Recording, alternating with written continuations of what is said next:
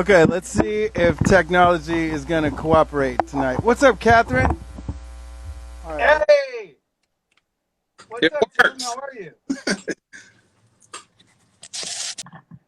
So, Tim, before we get started, for people that don't know who you are, which is probably not possible, can you tell people who you are and what some of your artistic interests are? And also, how do we know each other? I'm Tim Kerr. I live in Austin, Texas with Beth Kerr, and I play music and do art and been in a whole bunch of bands, recorded a whole bunch of bands, and I don't know. And I think I might remember seeing you for the first time when I went to this crazy Kids Mill show that was Kids Mill and maybe Car Bomb, and I can't remember who all else. It was in this place that was off of Burnett Road, like this crazy upstairs. It's like above a building or something. But and then and I definitely remember you during Lord High Fixers and stuff. It's when I kind of think I started really talking to you then, or it might have been Jack of Fire, but I'm not sure. It's probably emos though. So yeah, it was probably Lord High Fixers. I went to tons of Jack of Fire shows, but I don't think I talked to any of you guys. Why not? I was scared. I was just beginning to understand that you could talk to the band, and that was fine. Yeah, I didn't really. That wasn't like pre-programmed, really. That was literally one of the best things that kind of brought me into all of this to begin with. It wasn't so much the music, but the first time we went to Raoul's, it was the whole idea that there wasn't any barrier between the band or the audience. And the audience was just as important as the band was. And I just thought, this is the greatest thing ever. So hook, line, and sinker, I was in. So yeah, and I feel that's the same way I felt like, at Blue Flamingo. Like that was kind of like, yeah, Flamingo was really cool. That was like one of the most lawless lands. Like I got asked to work the door for I think it was Fuck Emos and Crown Roast maybe. Yeah. The place is packed and I'm taking money. And then all of a sudden, the entire bar, and I mean I don't mean the people in the bar, I mean the physical bar, gets pushed back about 1.5 feet. I was there the night do you remember when Prima Donnas played and he was shooting the Roman candle at everybody in the crowd? Yes. Because I was standing up on a chair in the back because I'm so short and I couldn't really see that good. And when he started shooting, I thought, whoa, this is really, and then I realized, holy shit, I'm like an amazing target because I'm on this chair.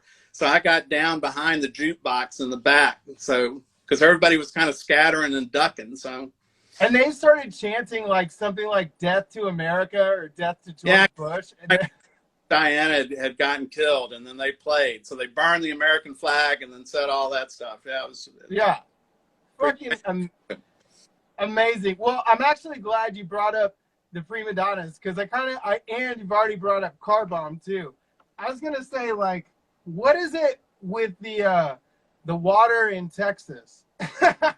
I don't know. I just know that there's definitely a different attitude here. It's not a Southern thing. It's Texas, and there's just people are a whole lot more real about stuff, and you pretty much know where people stand. And I don't know. There's just something different here that who knows. So and tell me, I know you've met a ton of people, but I was really curious if you could tell me, like, how did you and like Mike Gerner, Chris Hodge, like the Car Bomb dudes, like how did you start meeting all these guys from Temple? Because it seems like y'all were thick as thieves, super quick, and he's fucking amazing, but how did that happen? That band, or he was in the mail room with us when we were all working in the mail room. It was me. So that's how I knew him. But I kind of knew them before that because I knew about Car Bomb, and I knew, there was a period during Bad Mother where we were gone so much that I wasn't really keeping up with what was going on at home. Right. But once that when I got out of that and kind of started paying attention a whole lot more again, then I started learning about all these bands that I didn't really know about yet. Like a lot of the younger, at that point in time, it was the kid bands, but they, obviously aren't kids now. So. Oh, sure. In fact, some of them are above kid age. And like a part of, I think like around when we met, you were working a lot at Sweatbox, recording bands, right? Yeah. Because I think Sweatbox was the first place I ever recorded in that wasn't someone's house, and I was like 17 maybe. Yeah. But what band was it? I think it was SAP. I think it was like the first incarnation of that. Yeah. Yeah, we were terrible. We were like a prog band. Yeah. Because I recorded you guys when you were what, in Tune in Tokyo maybe or something? Was that the one? Yes. Yeah. Do you want to? We don't have to talk about that, but do you want to talk about it? I like that band. That was good. So. No, I just mean the studio part. Oh yeah. Well, that was kind of a crazy incident. But yeah. that was complete. That was like one of the biggest mistakes, and we totally take credit for the whole thing. But man, you have recorded several of my bands at Sweatbox. I've definitely asked you to, for some guitar add-ins, and you always kind of have like, at first seemingly just like these weird ideas about like, hey, why don't we try this? Or it's just a really awesome energy, and it's the first and only time I've ever worked with somebody in that capacity where they're like helping us with not only the recording, but the energy and the feeling and just getting like what's in the room onto the tape. Like, had you been doing that forever? Like, were you working on a 4-track, in high school, or how did you come up on all that stuff? I mean, first of all, thank you. And no, I think it's mainly because, I was definitely recording on like a 4-track and things like that. And then when Big Boys were like the first band I was actually in, because I was mostly playing acoustic guitar, and then we just kind of started up to see if we could play Raoul's one time, and then it just kind of kept going. And then every band sort of the same sort of story. Like Poison 13 was going to play one time. It was going to be Mike's night, and, it was all Mike's, what he wanted to do. And then here we go. And so I think just from Big Boys on, we were always in the studio kind of paying attention to what was going on and stuff. And I think it's just osmosis. I got, by the time I actually started recording bands and Sweatbox, and when people would send me places and stuff, by that point I'd already I'd been in the studio with a whole bunch of different people, everybody from Spot to like Joe the Butcher, Joe Nicolo, to just all kinds of people. So it was just that, I think osmosis is all I can think of. I didn't really know the lingo that good. I learned it a whole lot better during the whole Sweatbox period. I started learning how to kind of tell engineers and people, their lingo, be able to say what, right down or whatever. So, and then like there's so many records that you did there, but I think like my favorite, could you tell me just like one little kind of tidbit about recording that first Mooney Suzuki record? Oh, they were great. They were like a really cool band. That I don't really know. I think at one point I might have like asked them to do something. Like I heard something, I thought it'd be really cool, and I think at the time, they didn't tell me at the time, but I heard later that one of them wasn't really into doing that at all and was kind of getting upset about the whole thing. But after they did it and heard it, they all decided that was the best thing ever. So I guess it's pretty good that he just kept it to himself for a second. They were cool to do. So, and then one other thing that's always baffled me is the session you did with the makeup at Sweatbox. Yeah, they never ever put it out. They just kind of, I think they just kind of made up something on the spot there, and they did 2 songs. The same thing happened with Lungfish. We did a couple of songs with them too. Are you serious? At Sweatbox? Yeah, and then it just they never really did anything with it, kind of deal. Because I think they just decided, oh, we got some extra time. Let's see what happens. Let's go in here. And they asked, they were staying with us, so they asked me to do it. So that's incredible, man. Was the session awesome? Was it fun? Say again, what? Was it fun recording Lungfish? I mean, I know y'all are friends. But... There really wasn't that many bad experiences. I mean, there was a lot of really crazy stuff that happened, and there was a lot, like, motards were always really great to record because you could never get them all in the same room at one time. Like it was literally like being in class or something, and you'd literally kind of get somebody ready to do this, and then another one would be off to the bathroom or what. So just kind of like rambling everybody, or, getting them all together and stuff. So that was always pretty funny, but they were great. I really loved them. I mean, most all of it. That was the thing with me. I worked at the libraries and doing stained glass, and I had a regular job. So I didn't really have to do stuff because I needed money. I just did it because I liked the bands, or I felt like I might could help them. And I was always really honored when people would ask. And so I never really had that bad.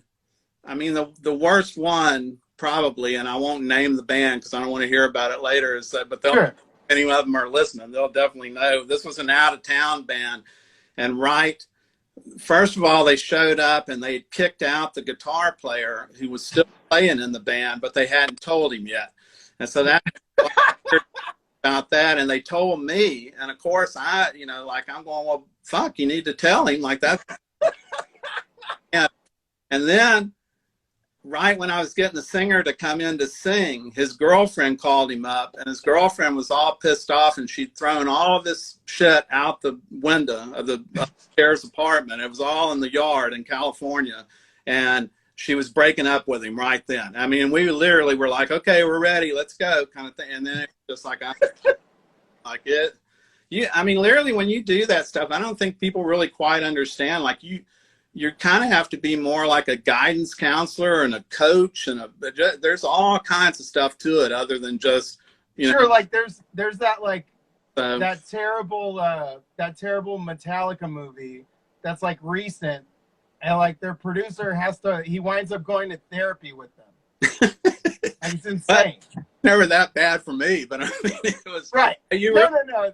Like the whole time at Estrus, like I kept trying to get them to quit saying producer and just say guidance counselor or something like that, other term instead of producer, because that just, all those labels have so much baggage to them that I just am not a part of at all. So it just drives me like labels. I just don't like labels at all. So I'm just not really, sure. And I'm meaning being labeled, not, record labels. I'm talking about just the whole idea of labeling something and putting a little box on it and it's going to be like this or whatever, because it's just stupid to me. I just am not into it at all. So right, and totally fuck major labels, right? No, I'm kidding.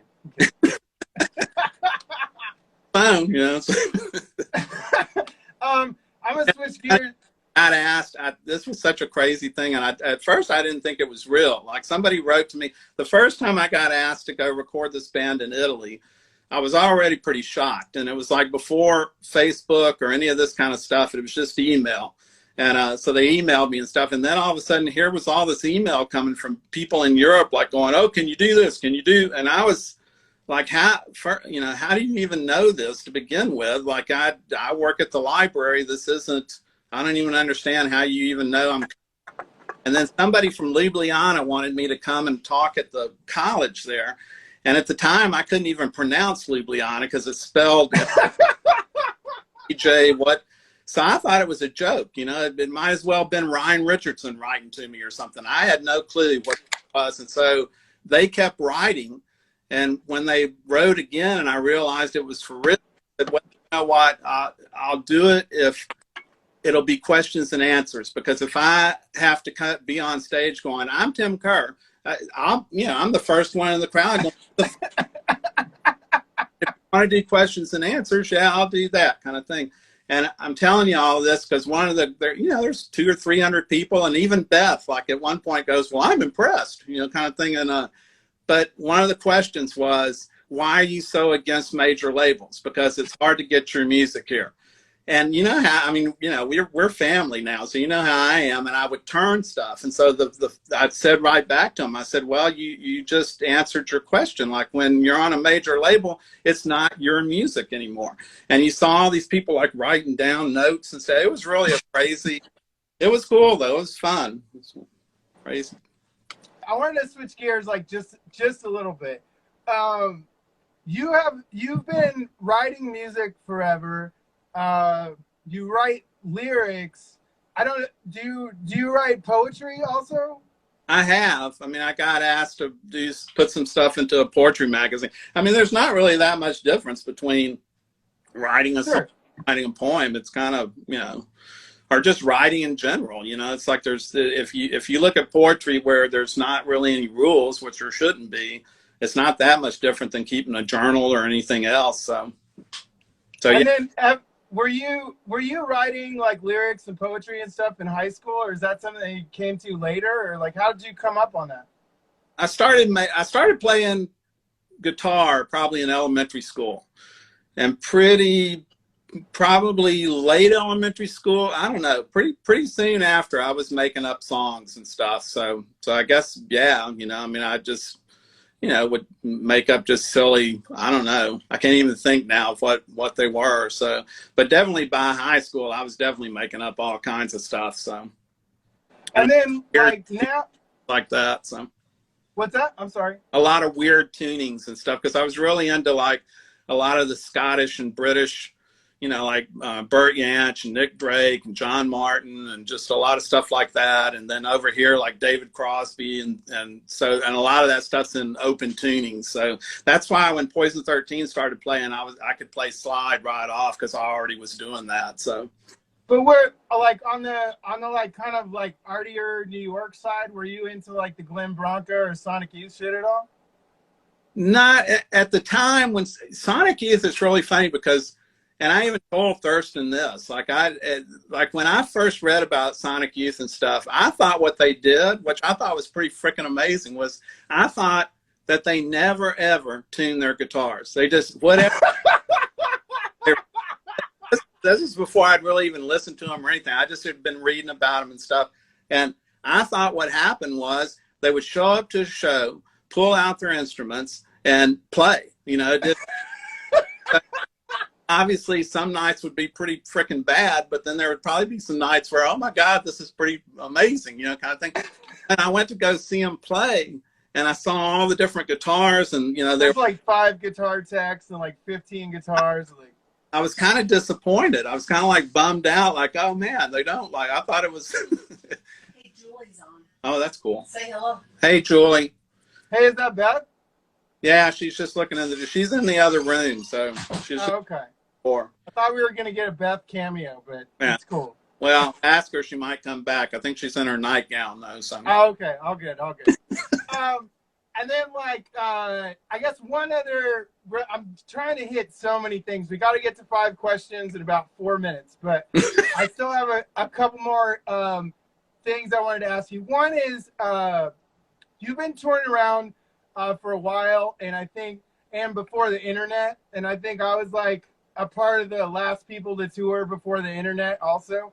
Yeah. And so I got to experience a little bit of that crazy magic when you meet people, and like they're all the meeting people is face to face, and you wind up having friends for life in just all these major cities and minor cities, like everywhere across the world. Yeah. How did you and the Discord family kind of meet and start hanging out? Because the Minor Threat came here and played.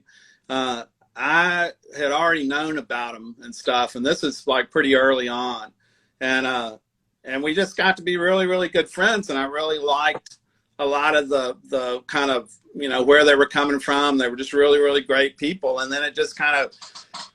Back then, and still really, I think to this day, like, friends of friends would just kind of come and stay. Like our house was youth hostel for all these bands from like 78 on.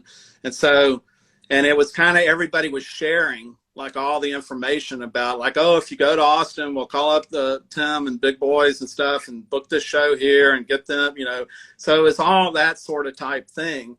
And yeah, we all did kind of become a big family, it was the same sort of thing. And if somebody fucked up, everybody knew that literally that night somebody would be on the phone calling somebody else and just like, if you go to so-and-so, don't book with this person because they just screwed everything. Right. It was pretty, pretty straight up. I mean, so, But, you know, Bev and I, it's always funny because people ask us if we've got kids, and we don't. But in reality, we've kind of got kids all over. You have hundreds. You have hundreds of children across this nation. Yeah.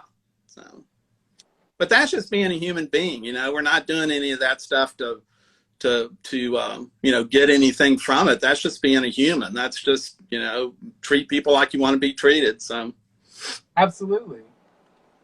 Okay, I think I have time for one more quick question, and then we'll do 5 more questions after that. There's one guy in Austin. Like, one of the ways that I found the big boys, I was like 12 years old, and my mom was teaching at UT, so I would be stranded, but so happy at Sound Exchange for hours and hours. And Roger Morgan was the manager there, and, you know, he turned me on to all kinds of, you know, amazing bands when I was that age. And I think it was right around when Rec Collection came out on vinyl, the first whatever. Spot one, yeah. Yeah, and I got a copy of it, and I was just like, this is amazing. And then it's recorded by this guy Spot, right? Yeah. I know, what the hell? Yeah. That's Exactly. Okay. So, like, all of a sudden, my 12-year-old brain starts feverishly going through my record collection, which is about 7 or 8 records. And I'm like, I've seen this before. Like, can you tell me? And also, the interesting part is, you know, you are one of the people that is still playing, like, not classical instruments, but just non-amplified instruments and non-amplified music.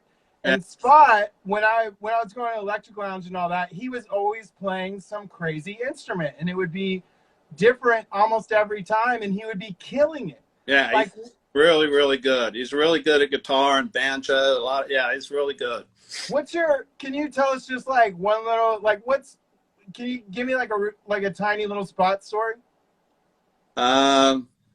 Can't think of anything. He's living in Sheboygan now. He like writes and stuff. And he has a really great book that came out that Ryan helped him with. It's a lot of his photos. That's a really great book that everybody should look out for or something. I guess just Google like Spot and photography, and then maybe it'll come up. I can't remember what it's called.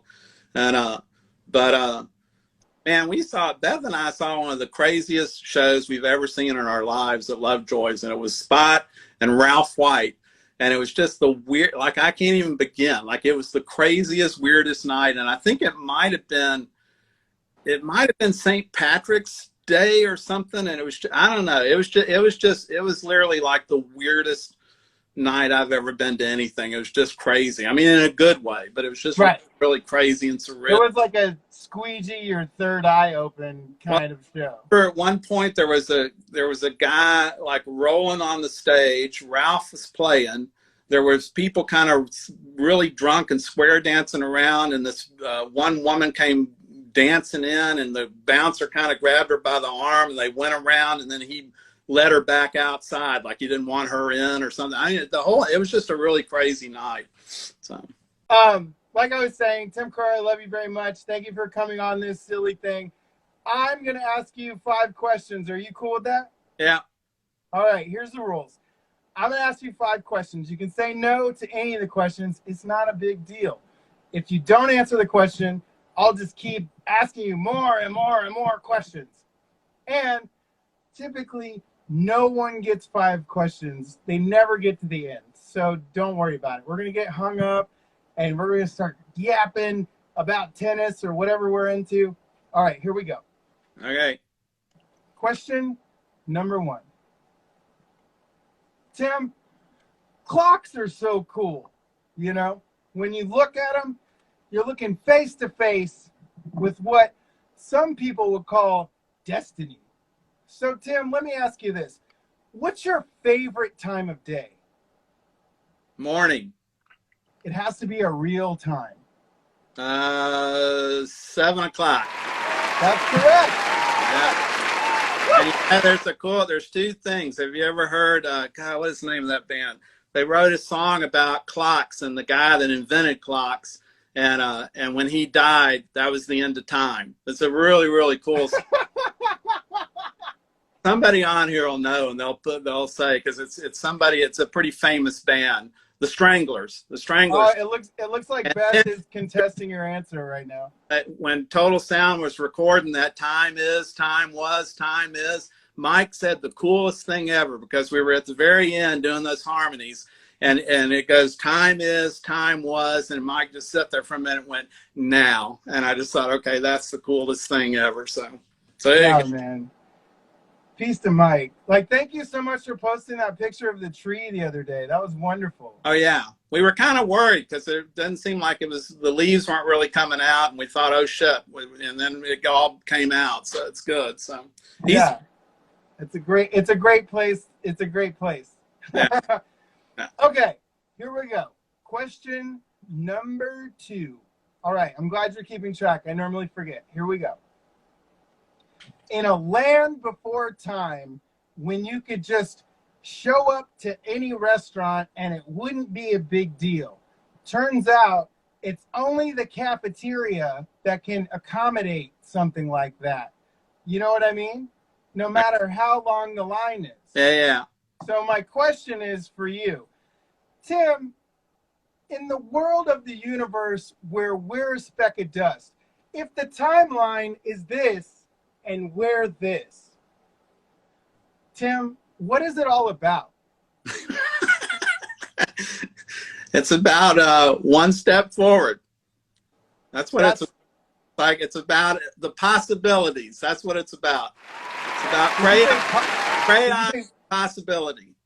And you know where that line came from? That no matter how long the line is, there's always a seat in the cafeteria. Where? His dad. Every time we would go when I was a kid and we'd go into the cafeteria, my dad would always say that. Just like, no matter how long the line is in here, there's always a seat. So that's where that came from. So that's amazing. I was curious. I mentioned that to a friend of mine the other day as a joke, and then I was like, how did they come up with that? Like, what is that? Because it's so true, man. Okay, here we go. Question number 3. You're a guy who knows people and stuff, and you've done things and learned quite a bit. Can you tell us a little bit? The one thing we haven't even like crested any kind of iceberg here, people. There's so much more, but can you just tell us a little bit about just one of the, and then you tell us how many murals that you've been doing? The one that I get the most like tagged on all the time is the one that's in Birmingham, Alabama. And that one is the one that's Know Your History, and it's about 40 feet high, and they didn't have a lift. They just had ladders to the wall. So Beth was really pretty horrified, and we were up at the very top on this 40-foot thing painting. And it's got Sun Ra, Angela Davis, Fred Shuttlesworth, and Spider Martin. And on the Sun Ra one, it has, if you're from Birmingham and you don't know who he is, you ought to be ashamed, which is pretty freaking great in the middle of Birmingham to have that. And the thing with Spider Martin was his daughter, he's passed, but right when I was writing the name Spider Martin, his daughter came flying up in a pickup truck and honking the horn and stuff. So I said, get out, come over here. And she finished the name. And then she introduced me to her mom, his wife. And so I've got them to put their put red paint on their hands and got them to put the handprints underneath his name. So that was really, really pretty cool. I was pretty happy about that. And I got tagged one time where there was a picture where it looked like a bunch of school kids with packs and everything were all like a teacher, I guess, had taken them to that mural. And so it was, I mean, I think we've talked about this before, but I don't think people really realize a lot of the different levels for any sort of self-expression, like clothes, dance, art, music, all that stuff. There's so much more than just, oh, that's cool. I mean, you can, not trying to do it because you think you are going to change something, but you can literally plant some seeds and maybe change some things. So it's kind of an amazing thing to participate in. And I think that's why I've always been really, keen on trying to get everybody to do something, celebrate their own sort of self-expression and stuff. So yeah, I mean, like, now everybody go start your own band and paint your own mural. Yeah, yeah. Yeah. No, I mean that phrase. Get up and skate. What's that? Get out and go out and skate. I will die if I take your advice on some of these things, but I will say, man, there's a couple things. Just a side note. This isn't a question, but just a side note. There's a couple things when I was, a little skate rat kid that just really touched my heart and changed my viewpoint on things. One of them was the fact that Discord would put the price of the records in the artwork. Yeah. So like Hastings couldn't like fuck us all over on those weird long cassette things. And the other one was seeing this go start your own band thing. That shit was like, I didn't understand what it meant, but it made me want to. And it was just crazy, man. I appreciate that kind of knowledge, information, and empowerment being passed on. That kind of came from one time we were in Houston. There was a really great band in Houston called Really Red. They were a really, really great band. Yeah. And Ronnie had a record store. And we were in there. We were going to be playing that night. And we'd gone to the record store to say hello and stuff and kind of hanging out. And there was a kid that went up to the counter and was buying something. And Ronnie, when the kid was leaving, Ronnie was going, well, when's your band going to play? And the kid just looked at him like really like, what are you talking about kind of thing, and walked out.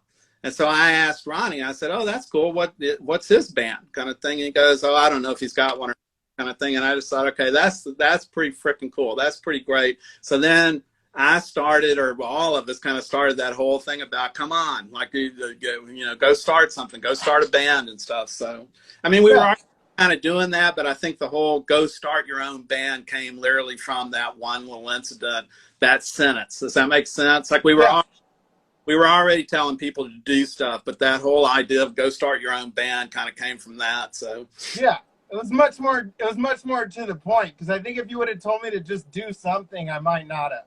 Yeah. And some people obviously took it as like being, like, fuck you, go start your own band, kind of type thing. But that's not where it was coming from. It was coming from, come on, you can do this. I mean, that's one of the first things when the art stuff all started back up that I, kind of realized right off was like the whole art scene, everybody, they hold their cards so close, they don't really share anything. They don't, really, like, I don't know, it's really odd, but they all kind of act like, oh, we're doing what you guys, all, not just Big Boys, but all the bands were doing back then of, having shows and putting stuff on for kids, making sure it was all ages and all that. But the thing that they're totally missing is that when we were all doing that stuff, if you walked up to us and said, oh man, we just started this band, we got like 3 songs and we'd be like, well, cool, we're playing on Saturday, get up, play your 3 songs, kind of thing. Whereas art stuff, it's like, oh yeah, I got this. Everybody's just really holding those cards close. It's like, I've got this show, and they don't. I mean, really, the only person that I've ever seen, and I've been doing it a lot too, is Rich, who's I think still on here. Rich Jacobs, like, does love Rich, yeah. Big Friends Wall, and that just totally makes sense. It's like, yeah, like, come on, if you draw something cool, put something up, And there's actually another crazy story with that one where Matt Hoffman paints and does a lot of stuff, and I got him to put something on the Friends Wall for the Rosa Parks Museum, and his attitude at first was just like, Tim, that's a museum, and I was like, going, yeah, but you do art, put it up. Tim, I was just like, so he put up a bus sign where he painted Rosa Parks and he painted the condor kind of flying, and the night of the show, there was about 3 or 4 kids that came in, and you could tell they're in there because there's nothing else to do in this place. They don't care about art. They're just there kind of thing. And one of the kids had long hair, pretty long, kind of Hesher looking hair. And I thought, okay, I'll take a chance. And I walked up to him, and they were right at the Friends Wall. And I walked up to him, and I went to the Hesher kid, because that's usually the one that was the BMX kid, at least at the time. And I said, hey, do you ride bikes? And the kid's like, yeah, just giving me attitude, because like, who the fuck's this old guy and what the hell? And I said, well, do you know who Matt Hoffman is? And the kid's like, yeah, you know, just like, fuck you, you know, kind of have to. And I pointed up to Matt's piece and I said, well, he did that right there. That's his piece. And you literally saw those kids look up and you could see the light bulb going off on the heads where they were all just like, man, art is cool. Art's cool. And then they literally went around the whole, and it was big. They went around that whole museum looking at all the art and reading and stuff. And that's kind of what I was getting at earlier when I was saying, there's so many more levels to this stuff. You don't have a clue, you know. So. Yeah. And on that point, Tim, here we go. Question number 4.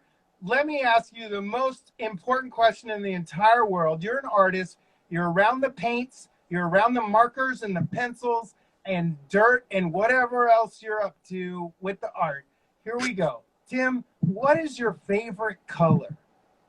Probably like a kind of a whited out green, probably. That's probably correct.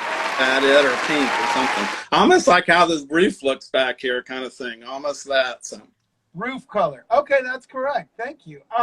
Here we go. Question number 5, and this one's a doozy. It's all about giving back to the less fortunate, okay? If you get this question, you're going to get the coffee mug. You're going to be up on the wall.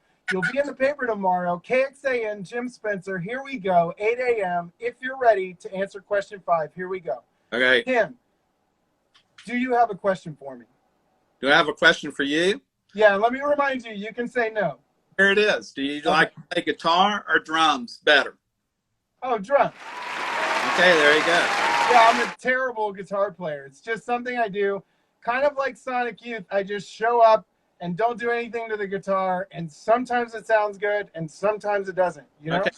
Questions. Why do you think drummers always want to play guitar? Oh my God, because they're just back there singing their little songs and they're like, only if I could get out of the way. He doesn't jump. He's not exciting. I could do that. I play drums. That's what I'm thinking. You know, I don't know if I ever told you this, but one of my favorite times playing with you, like all the times were really fun, and I know Mike really loved that band and stuff. Thank you.